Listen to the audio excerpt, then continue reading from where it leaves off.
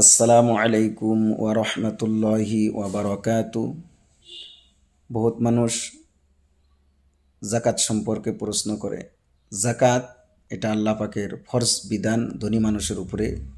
জাকাত দেয়া ফরজ ধনী মানুষের উপরে। কোরআনে কারিমে, পবিত্র কোরআনে কারিমে ৩৩ জায়গায় কমসে কম জাকাতের কথা আল্লাহ সুবহানাহু ওয়া তাআলা বলছেন। যারা জাকাত দেয় তাদেরকে আল্লাহ দুইটা গ্যারান্টি দেয়। ওয়াকামুস সালাহ ওয়া আতাউজ যাকা লাহুম আজরুহুম ইনদা রাব্বিহিম ওয়ালা খাউফুন আলাইহিম ওয়ালা হুম ইয়াহজানুন। যারা নামাজ কায়েম করে, যারা যাকাত দেয়, আদায় করে, এদের জন্য এদের রবের কাছে পুরস্কার আছে বড়। আল্লাহ বলেন এদেরকে কোনো ভয় নাই। ফালা খাউফুন আলাইহিম, এদের কোনো ভয় নাই, ওয়ালা হুম ইয়াহজানুন, এদের কোনো টেনশনও নাই। আইফিদ দুনিয়া ওয়ালা আখিরাত, দুনিয়াতেও কোনো ভয় নাই, আখিরাতেও কোনো ভয় নাই, কোনো চিন্তা নাই, কোনো কিছু নাই। জাকাত দিলে আল্লাহ মালে বরকত দেয়। জাকাত যদি না দেয় বান্দার মালকে আল্লাহ ছিনিয়ে নিয়ে যায়, আযাবের দিকে গ্রেফতার করে। আল্লাহ পবিত্র কোরআনে বলেন ইয়ামহাকুল্লাহুর রিবা ওয়া ইরবিস সাদাকাত, যারা জাকাত দিল তাদের মালে বরকত দিবে আর সুদকে আল্লাহ শেষ করে দেয় বলে কইছে। তো জাকাত চার বস্তুতে হয়। নগদ পয়সা, নগদ পয়সা বলতে কীরকম, আমার কাছে আছে বা কাবার কাছে আমি কিছু পাই, অর্থাৎ আমার কাছে 10,000 আছে, আরেকজনের কাছে 20,000 পাই 30, বা আরেকজনের কাছে 5,000 পাই, এমনি পাই 30, এরকম হইলো। বা আমার কাছে আরেকজনে 10,000 পাই, থাকলো 25, মাইনাস করে আরেকজনে পাই 10,000 5,000, এমনি করে মাইনাস করে 5,000ও যদি থাকে তাহলে এটা নগদ অ্যামাউন্ট বোঝায়। আর বেচার উদ্দেশ্য যে মালটা আছে, চাহে দোকানে চাহে বাড়িতে স্টক করা আছে, তাহলে এই নগদ অ্যামাউন্ট আর বেচার উদ্দেশ্য যে মাল, এই মালের জাকাত হবে। আর সোনা এবং রূপা, এই চারটা মিলা যদি 52.5 তোলা রূপার দাম হয় বা 7.5 তোলা স্বর্ণের দামও হয়, যে কোনো একটার দাম হইলেই আপনার জাকাত ফরজ।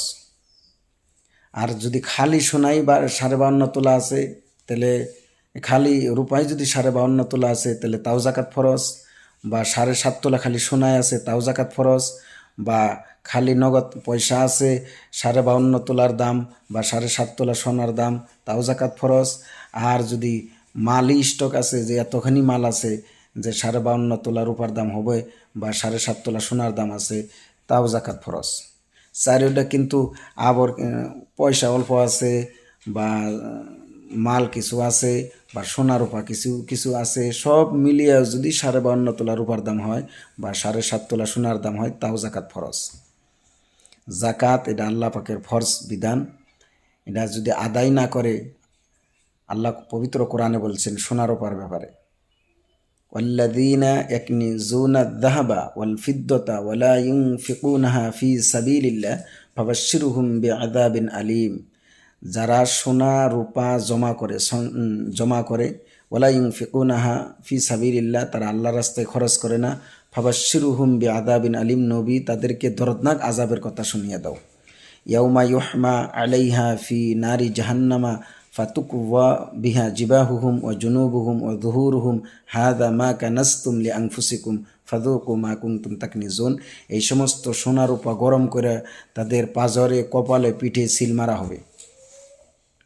হ্যাঁ, আর তাদেরকে বলা হবে তোমার সেই সম্পদের মজা চাকো যে সম্পদ তুমি জমা করছিলা, আল্লাহ রাস্তায় খরচ করো নাই। জি না হোক, তাহলে আর যারা মালের জাকাত দিবে না, অর্থাৎ টাকা পয়সার বা মালের জাকাত দিবে না, তাদের এই মাল দিয়া সাপ বানাইয়া পেঁচাইতে পেঁচাইতে কপালের সামনে আইবো, আয়া বলবো, কামড় দিব আর বলবো আনা মালুকা আনা কাংজুকা, আমি তোমার সেই সম্পদ যে সম্পদ তুমি জমা করছিলা। এই জন্য জাকাত আমরা সবাই ইনশাল্লাহ দিমু। জাকাত ফরজ। জাকাত দিলে আল্লাহর রাগ কমে যায় বান্দার উপরে থেকে। জাকাত দিলে আল্লাহ তার বান্দারে ভালোবাসে, মহব্বত করে, মুসিবত থেকে বাঁচায়। জাকাত দিলে আল্লাহ বান্দার মালে বরকত দান করে। আর জাকাত না দিলে তার মাল ছিনিয়ে নিয়ে যায়, বান্দারে পেরেশানি মুসিবতে ফালিয়ে দেয়। এই জন্য আল্লাহর পাকের হুকুম, মহান আল্লাহ পাকের হুকুম, আমরা জাকাত সবাই ইনশাল্লাহ দিমু। শতকরা 2.5 টাকা, হাজারে 25 টাকা, লাখে 2.5 হাজার। জাকাত হিসাব কইরা জাকাতের নিয়াত করে ইনশাল্লাহ জাকাত দেব ইনশাআল্লাহ। হাদা মা ইনদি ওয়াল্লাহু আলাম।